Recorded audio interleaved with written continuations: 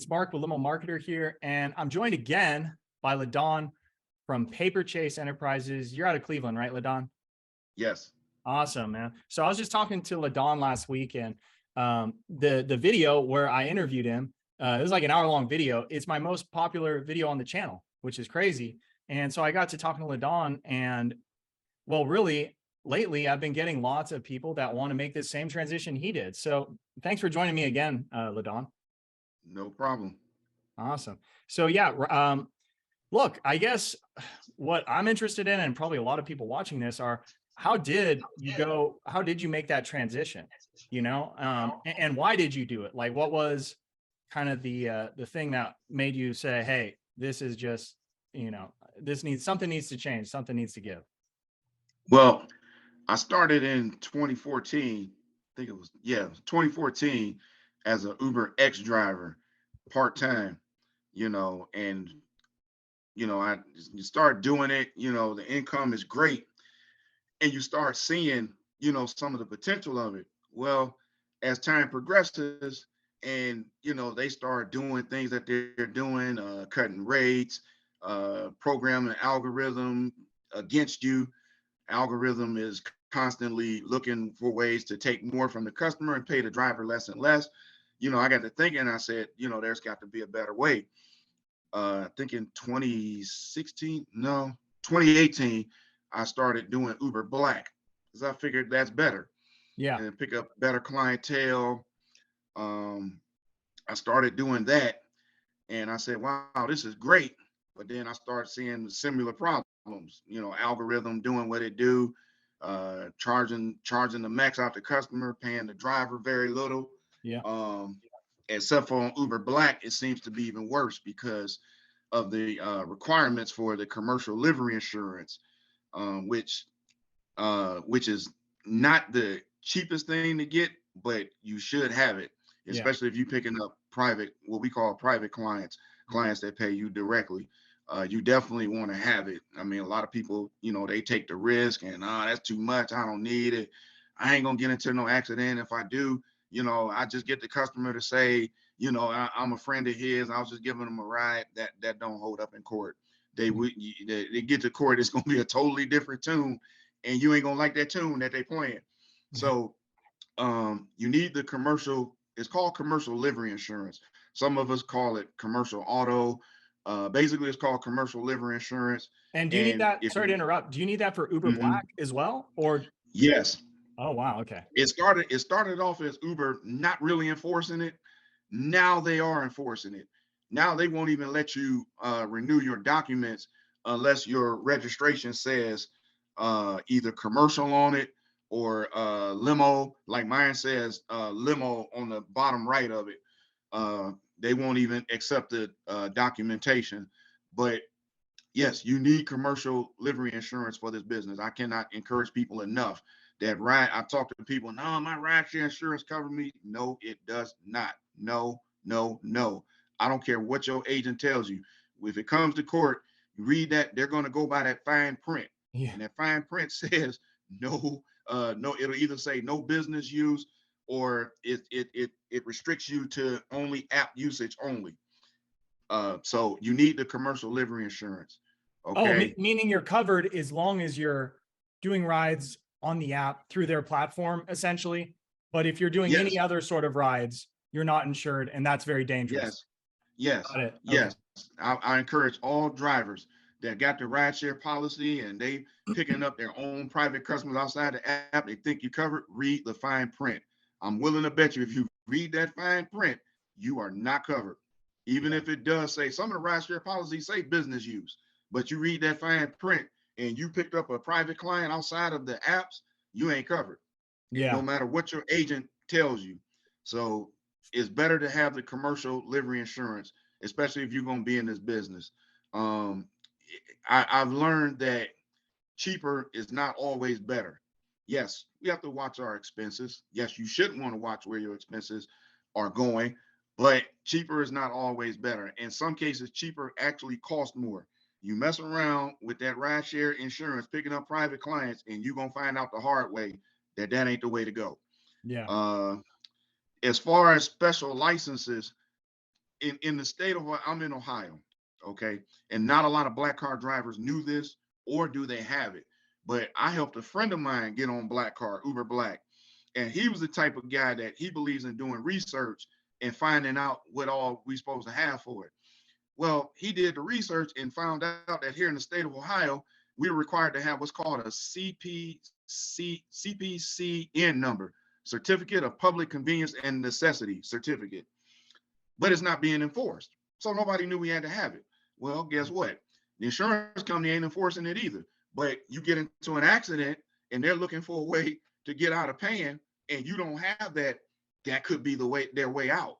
Because no matter what the agent tells you in that fine print on the insurance, it states you're supposed to have all your documents pertaining to operating business in your state. So you Oh, get I in see. you get into court, and the insurance company's trying to challenge whether or not they should pay, and they ask you, well, did you have this such and such certificate? I didn't know I was supposed to have that. Well, ignorance does not exclude you from being, liable. Yeah, yeah, Okay, totally. so you have to have that. In addition, in the state of Ohio, we're not required to have this, but it's called a USDOT number. But in order to get the CPCN certificate, you got to have a USDOT number. Oh, gee. So these are two things that I found out through my friend that we should have. So I went and got it. It Is it cost is me the 40 bucks. CPCN? Is that just your state then, or is that I, do you not sure? I'm guessing. I'm not sure. Only thing I can speak of is in the state of Ohio. Now, anybody else that's watching this video and want to know how to do it, I strongly suggest that you Google and do your research Yeah, for livery business in your state. And yeah, whatever that requirement is, if I was you, I'd get it. yeah, If you worried about the cost of it and it costs too much or whatever, then this may not be the business for you, because these are essentials that you need to have to cover yourself. yeah, Because totally. these people, you get into an accident, these people will sue you. You Yes. get coming in court and they get to talking dollars, they're Yeah, not your friend anymore. You know, yeah, they're looking to get paid. So making sure you have the right documentation is of the utmost importance. Uh, that's the first thing. The documentation is simple. Usually is 40, 50 bucks, a little state filing fee, yeah, what I'm saying, different things like that, and you're good to go. If you want to enter into this business, you get the insurance, make sure you got the proper documentation. That's step one. Step two is the vehicle. Now, with the vehicle, you can start off with a sedan, a luxury sedan, and then maybe if you choose to upgrade to an SUV. But the most economical way is to start off with a sedan, long as it's luxurious and it's clean. yeah, That's all exactly. customers care about. Doesn't have to be brand new, Customers, right? Doesn't have to be a it 2023, but does not have to be brand new. A lot of these limo companies that have been doing business for ages sometimes don't have new cars. yeah, They're driving older model cars, and they're still getting the business done. yep, New cars are not necessary. I see guys out here all the time, and I don't knock them. They like new cars, they like new cars. yeah, yeah, But yeah, I see a lot of these guys buying these new cars, $150,000 Cadillac Escalades, and they do not have the business for it. Do yeah, not. So you start off with a small sedan. You use that to build your clientele up. If you're starting to get more clientele, that's asking for a bigger vehicle, SUV, then you start looking for affiliates or other drivers that you can work with that you trust. The key exactly. word is trust. Okay. You got to find your affiliate that you trust. Not all these guys out here are trustworthy and will try to steal your clients. So Yep. you find you a driver or an affiliate that you trust, and you can farm that work out to them for the larger SUV.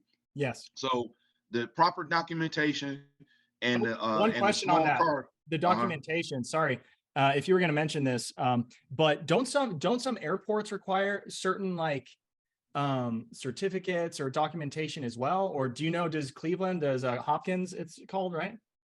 Hopkins Airport, yes. So another thing you have to Google and research. what does your particular airport require? Yeah. Okay. Um, some are simple as just, require commercial insurance. Sometimes your insurance company will ask you, will you be doing airport pickups? You say yes, and then they include that. Normally, they will include that in the fee that they charge you for the monthly insurance. Yeah. As far as Hopkins Airport goes, the only permit that and we're not actually required to have it, is only if we want it, is if we want to park in the limo lot. It's called a limo lot. Yep. And those are for drivers that want to park in that lot and go in the airport and get their clients. Um, Meet and greet, yeah, right? yeah, exactly. Meet and greet. We don't we don't do too many of those, because as soon as I tell the customer, they say, yeah, we need a meet and greet, blah blah blah, and I tell them it's like an extra $35. I say, but it's cheaper if you just walk out to The door curve. number 7 to the taxi stand Yeah. and wait right there. I can pull in front of there and pick you up. Oh, you know what? Yeah, we'll take that. We can find where the taxi stand is. You see, but I have had clients that actually demanded a meet and greet, so I have to charge them extra. At which point I got to pay the fee to park in the garage, go in the garage, through the garage to the airport, walk out and get them, and take their bags to the car. But then by the time I do all that and I meet them and I showed them where the taxi stand was, they was like, "Oh man, I could have walked over there and waited." But Yeah. Yeah. now they know for the next time. So Exactly. that as far as your particular airport, you need to do the research on the documents that are required. Here in Cleveland, there's not very many documents that's required. The only thing that you do in doing airport pickups is you sit in the rideshare waiting lot. If you got a customer, we sit there in the rideshare waiting lot and we wait. That customer texts us and say, "I've landed. I'm at such and such door where you told me to go." Then we pull off and go get them. We don't park by the terminals or wait or anything like that, because Cleveland police don't play that. They will ticket you and tow you. So Yeah. that, in a nutshell, that's how we do it. So there's no special documentation required. Now, having livery vehicle plates on my car, it it gives me some leeway with cops, because they look at the plate. Okay, he's working. Pull over there and wait by the curb for your customer. Don't be long. Yeah. Sometimes it'll give you a little bit of leeway, but like I say, as far as special documentation, not here in Cleveland, but I know other states like California, New York, they Yes. don't play that. No, They they will, don't. yeah, they'll run your plates, they'll tow your car, all that stuff, and liable to take you and the customer to jail. But Yeah. but It's crazy. there's no real special requirements as far as airport. But always do your research Yes. and know what is required. Yes. So the documentation is key, and starting off with a small vehicle is key. Yeah. Just because it's less Also, expensive. Because with an SUV, of exactly, course, you can do more bigger groups, but it's just half the price many times. And look, mhm, a lot of rides are one passenger rides, and they don't want to pay extra for the exactly. SUV, right? So yeah. Exactly. Exactly. So you start off with the small car, get the insurance. That helps to keep your costs low. Now, here's another key thing that people need to understand and realize. Marketing is very, very, very of the utmost importance. Cannot stress that enough. You got to get butts in the seats, okay? Yeah. Um, and in order to do that, you need an effective marketing program that'll do that for you. Okay. What I have set up with Mark here is a great marketing program. Um, we use the high level app. Mark runs the Google ads for me. And all I got to do is make sure that when them emails come through or that phone rings, all I got to do is answer them and sell them. Okay. Um, you have to be willing to spend money on the marketing. If you're not willing to spend money on the marketing, you are definitely in the wrong business. Okay, is not going to be cheap per se, but it is very, very of the utmost importance to your business. Okay, Mark has an excellent program. Is different stages to the program. You call him up, you talk to him, and y'all figure out what package is best for y'all. But you need that marketing, because Uber alone will not save you. Rideshare alone will not keep your business afloat. And matter of fact, rideshare alone will probably sink your business, because the amount of money that you'll make off of rideshare will not be enough to cover the cost of your vehicle. You're talking about between, on the low end, 40, and the high end to like 120, $130,000 vehicles. When you're driving Uber and Lyft with these vehicles, you are only getting only about 50% of what you should be getting. So an airport ride from downtown Cleveland to the airport, Hopkins Airport, the average limo company charges about 90 bucks. On a Uber Black, you're gonna get about 36, $37 Oof. on a vehicle that you done paid on average $50,000 for, plus the cost of the insurance and the cost of running the business. That's a no-go. Uber and Lyft is a decent fill-in, but you need your own clients. Can't stress that enough. The best Yeah. way to get your own clients is to get with a marketing program like what Mark Petrie offers. And don't be scared of the cost. In fact, if I was you, I'd be scared of not doing it. Yeah. Because if you trust in Uber and Lyft, you could wake up to a nasty surprise one morning where somebody done got ticked off because they ride was $15 more, and they read about the little trick on Facebook where you can say the driver was drunk or whatever, get your money back, and you cut off. And believe me, it does happen. You do not want to trust Uber and Lyft. You do not want to trust the majority of your business to Uber and Lyft. It's a great starter. It's a great fill-in. Get your own clients. I cannot stress that Yeah. enough. Because the only other, I've talked to a lot of like guys and who are in the, trying to transition from Uber and Lyft and do something else. I mean, another thing you can do is you can get affiliate work. So, you were mentioning, and by the way, that's a great idea for everyone listening to this.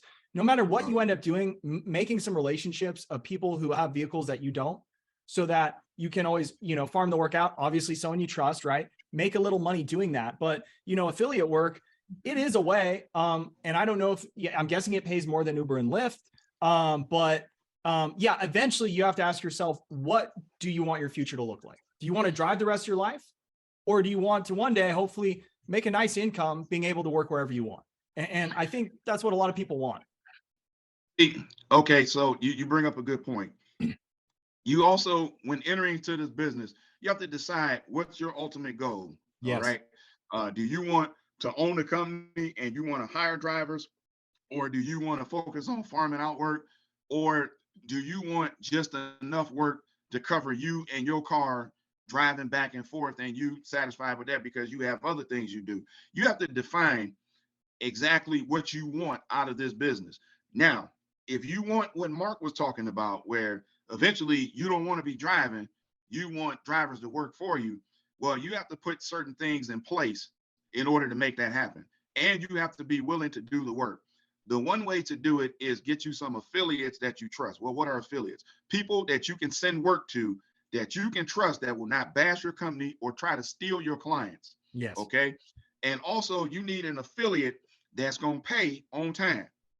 You don't need to be calling them talking about where my money at and all this, that, and the third. No, you need some folks that you trust, and that when the money is there, when they say it's going to be there.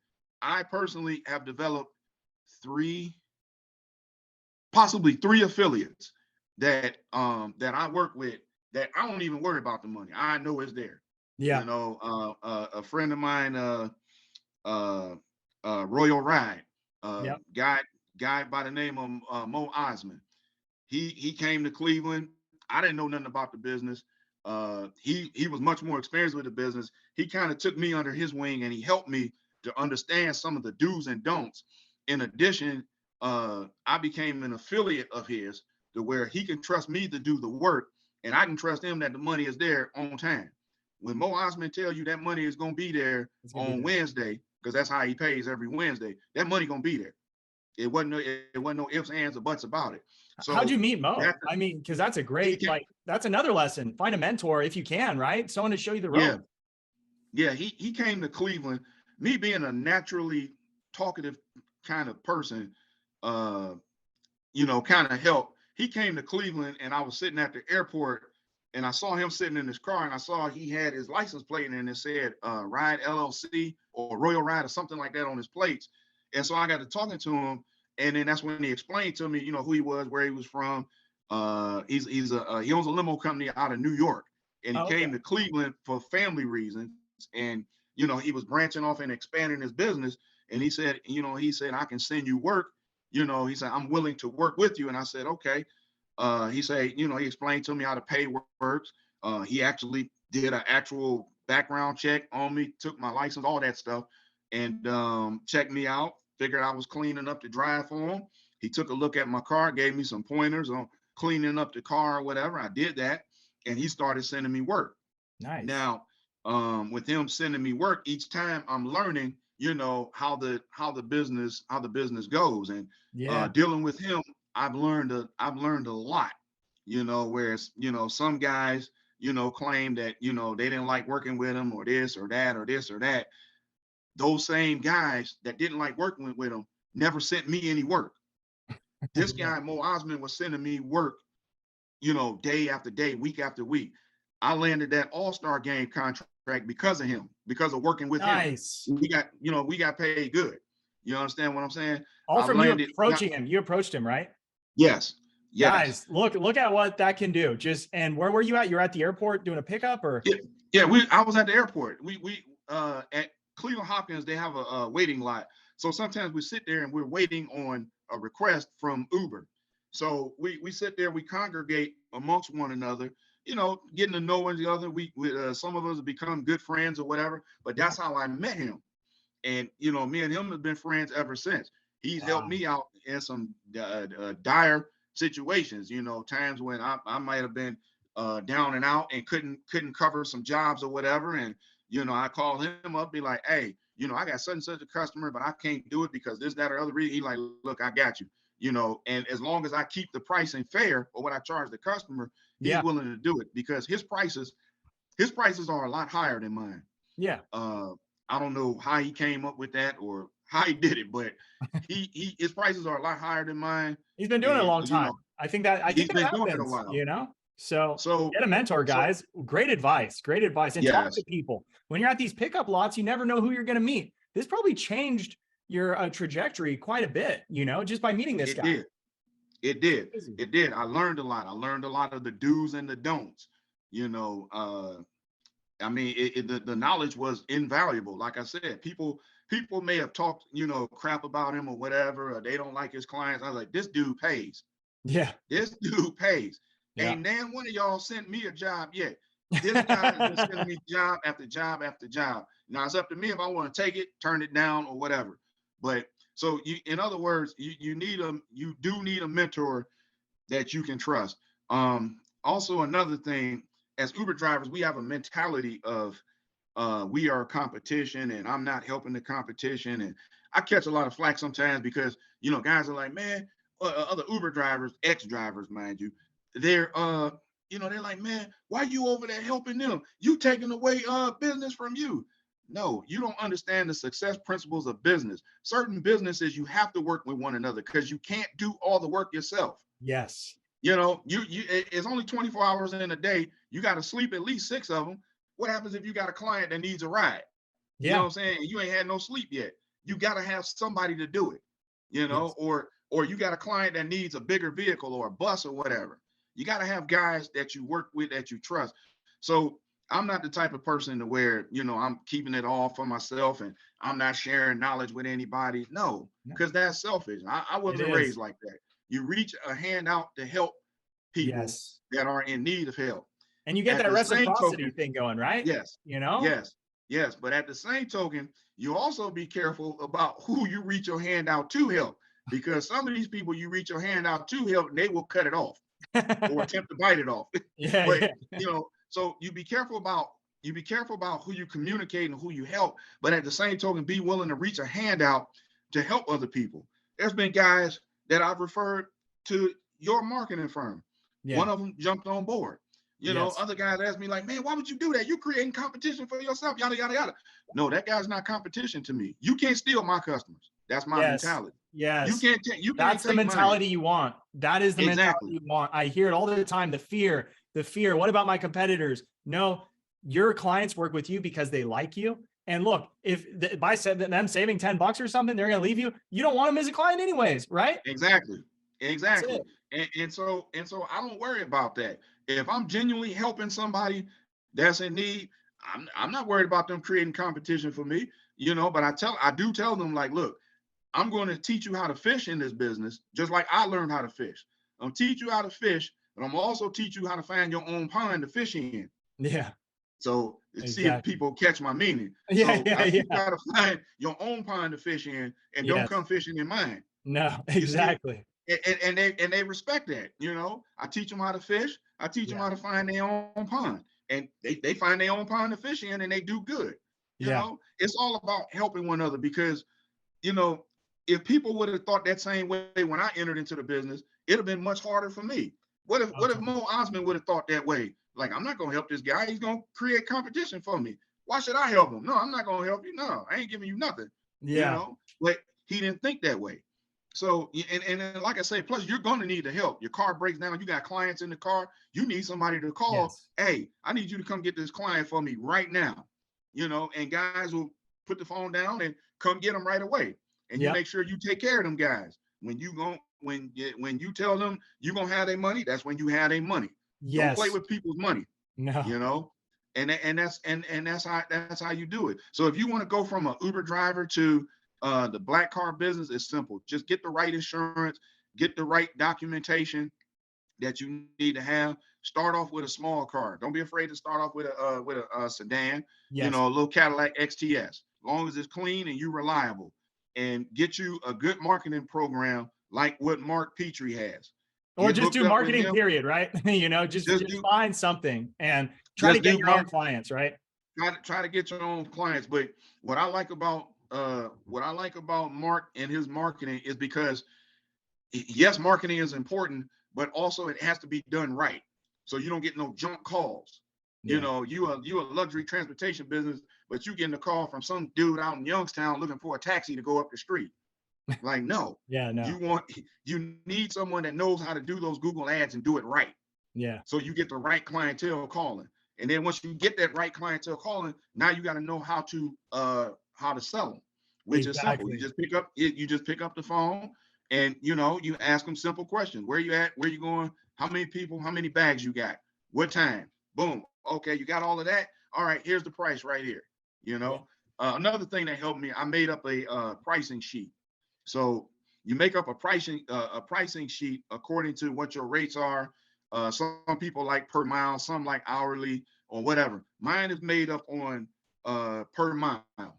Okay. Usually we try to keep it at about $3 a mile. Yeah. And I find out how many miles they're going and how many miles it takes me to get to them. And I calculate that. And that's what I charge them. And Yeah. that's how I do it. And if it's in the wee hours of the morning between 12 a.m. and 6 a.m., we charge a little bit more. Yeah. $10-15 more.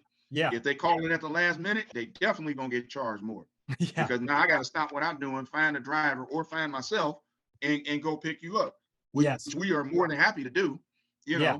but it's gonna cost you extra. And never, ever, ever, ever negotiate your prices with customers. Don't do it. Yeah. Unless you made a mistake quoting them in the beginning, then yes, change it up. But other than that, you tell them the price is 110, they come back to you, well, what about 105? No. You stop them right there. Like, no. Yeah. We don't negotiate our prices. The price is Exactly. the price. In order to provide you the quality of service you deserve, this is the price we have to charge. And that's That's it. They it. either take it or leave it. Yeah. Learn that line right there. That's so, yeah, that's so Mhm. important. No negotiating the rates because, if they are able to, they also wonder, wait, so could I have gotten a cheaper price? Does this guy and it's like, no. And when you say it and you're firm, people respect that. They respect it. Exactly. Yes, Yes. they do. Now, have I negotiated rates in the past? Yes, this is how I came up with the rule. Don't do it. If they come back to me and I tell them 110, they say, what about 105? Like, no. We don't do that. Now, if they come to me, if I tell them 110 and they're like, oh, that's too much, yada, yada, yada. Thank you for your time. At that point, it's at my discretion, but at that point, I may offer them something a little bit lower to try to earn their business. Okay. So Yeah. instead of a luxury vehicle, I said, tell you what, I got a driver that's got a Toyota Corolla. Oh, that sounds a lot better. How much for that? At that point, I tell them, okay, we'll charge you $85. The lady went for it. She said, okay, now that's more affordable. I can do that. But as far as like negotiating prices, after they said, well, what about 105 or what? Like, no. Yeah, no. Yeah. If you change the vehicle or something or the hours or something, then Yes. maybe you do something, but never for Yes. the same exact thing you just quoted them on. Exactly. Yes. Only if you decide to change the price on something, let it be at your discretion, not at theirs. You know, because That's these people will try to go, well, what about 105 or 100? Like, no, bro, no, we this, it. this ain't that type of party. This is the price. I've had people call for Cadillac Escalade. I got guys that's got 23 Escalade, and these guys claim they celebrities or whatever that call for the Escalade. They say, yeah, how much is your Escalade? I say it's 150 an hour. 150 an hour? Oh man, we only pay 100 an hour. I say, well, I don't know where you've been getting it at, but over here is 150 an hour, 4-hour minimum, tax and gratuity. Yeah. And then I break it down for them, tell them this is the cost of it. Yeah. And they either say yay or nay. At that point, they say no, that's too much. Well, have a nice evening. When you change your mind, give me a call. Yeah, exactly. We from my favorite one is we from New York. They only charge $100. They're like, no, they don't. No, No, they don't. I know if guys. anything, it's more expensive there. Exactly. Come on. I know guys in New York with Cadillac Escalades. That's not the rate. No. Yeah. That is not the rate. But but no, and one other thing to keep in mind, you're going from and this is something that I struggle with that I just realized that I have to stop doing. You're starting off as an Uber driver, so you're coming with the Uber driver mentality. When you're going into the black car business, you're going to want to change your mentality of thinking, okay? Because the black car business is different than Uber and Lyft. See, like an Uber and Lyft customer, they don't get no amenities in my car. I'm not playing no music for you. You're not rolling my windows up and down. You're not controlling my temperature controls in the back. No, I do not allow Uber or Lyft customers to do that, period. Yeah. If I cannot control the price that's being charged, you cannot control any amenities in my vehicle. That's the Uber mentality. Yeah. Now, that doesn't work in the black car business because you are selling them as you being their chauffeur. Yes. And there's a difference between a driver and a chauffeur. People need to, as drivers, you have to learn that difference, okay? And you have to switch from the Uber mentality to a chauffeur mentality, okay? So with that being said, just try to get into the mentality of being a chauffeur, serving them, okay? Yes. Higher level of service, right? High level, yes. High level of service. Neat and clean dress. Notice I didn't say shirt and tie, just neat and clean appearance. Because at the end of the day, these customers really don't care about what model your car is, what make it is. They don't care. You know what 90% of them want? A clean car and fast service. Exactly. That's all they want. Smell good, clean, like that's it, right? Yes. That's all they care about. A clean car and fast service. They don't care if it's got water in it, mints in it, whatever. They don't care. Just be on time, have a clean car, and expedient fast service. That's it. Get them to the airport or wherever they're going. They'll call you every time. Yeah. Okay. And be friendly, right? If they want to talk a little bit, sure. If they don't want to talk, you just shut up, right? Exactly. And learn to read the customer a little bit. Yes. If they're not very talkative, okay, keep your mouth shut, keep driving. Yes. All right. If they are talkative, then you try to engage them a little bit. You try to stay away from the politics and religion at all costs, because you will tick somebody off when they find out that you like this one or that one, or this or that, and politics and religion, them two just don't do it. No. Don't do it. If the client brings it up to you, you try to deflect and say, hey, what you think about Biden? Like, and you just tell them like, look, you try to deflect. Like if people get in the car and ask me, well, what do you think about Biden? I'm not going to too much tell them I voted for him, but I'll say something along the lines like, you know what? I just look for who I think is the best candidate at the time. And I just try to focus on my business because, at the end of the day, all I can control is me. I can't control some of that crazy stuff these folks out there are doing. So I just try to focus on me. And that kind of deflects from it. Yes. A little bit. That's great advice. Yes. But you have to have a chauffeur's mentality. You have to get out of that. You got to get out of that ride share. You have to get out of that ride share Uber Lyft mentality. Yeah. Okay. You're going to want to shift your business. If you're driving Uber and that's your primary income, your goal should be to switch your business from primarily Uber and Lyft to primarily your own clientele. Yes. And this way you don't need ride share as much or hardly ever. You Yeah. don't need it because now your income is off of your private customers. So it's going to take a change in mentality, which means that you're going to have to wake up in the mornings when these calls are coming in and answer these people and sell these people on your service. That's your number one priority, not getting out driving Uber to make money. Your number one priority is to sell these customers that's calling you.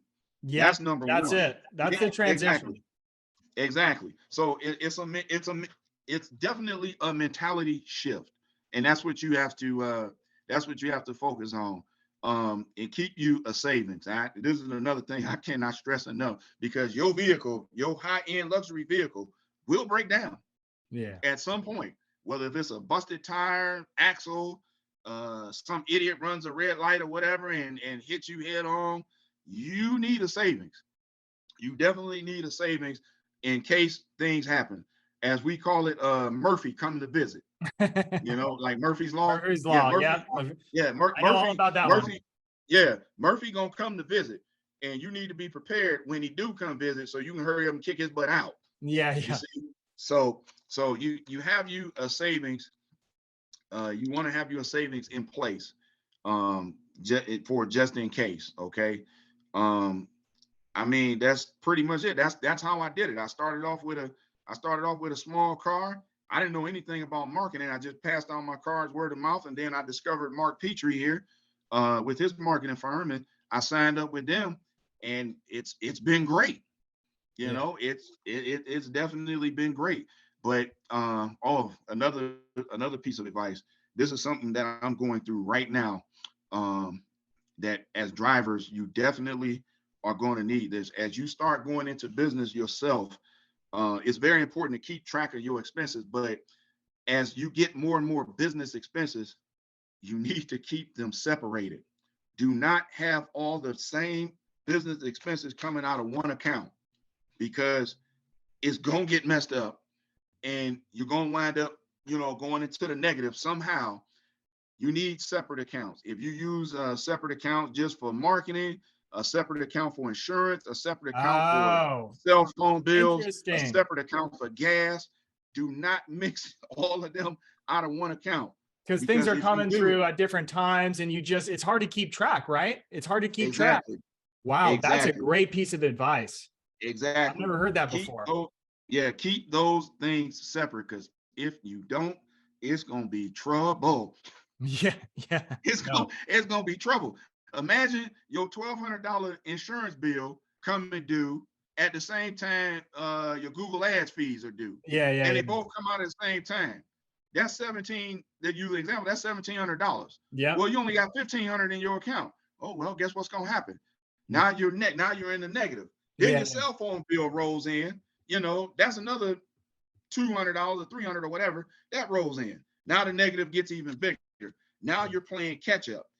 Keep those expenses separate Yeah. at all times. Do Great piece not of mix. advice. I've never heard that before, Whatever, but that's so smart.